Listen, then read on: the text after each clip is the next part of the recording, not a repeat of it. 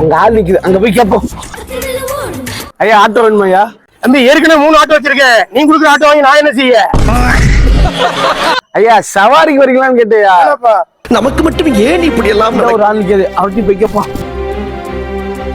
Auto வேணுமாண்ணே? பசங்க ஓட்டி போறியா? காத்து கம்மியா காம்பாக்க வந்தேயா? பஸ் டிரைவரா? அங்க ஒருத்தருங்க, அவன்கிட்ட போய் கேப்போம். அண்ணா ஆட்டோ வேணுமாண்ணே? நான் ஆட்டோல வந்தா சமைக்கல யாருப்பா? ஐயோ நீ சமையல்காரரா? என்ன இவன் காலையில இருந்து ஓடி ஓடி ஆட்டவான்னு கேக்குறான். என்னாச்சு உனக்கு? இங்க வாடா. என்னடா காலையில இருந்து ஓடிட்டே திரியுற? எங்க அப்பா கஷ்டப்பட்டு ஆட்டோ வாங்கி ஓடி ஓடி உழைக்கன்னு சொன்னாரியா?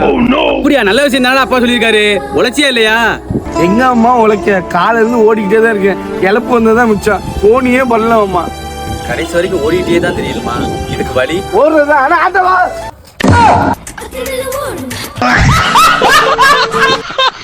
காற்றோடு பட்டம் போல இந்த வாழ்க்கை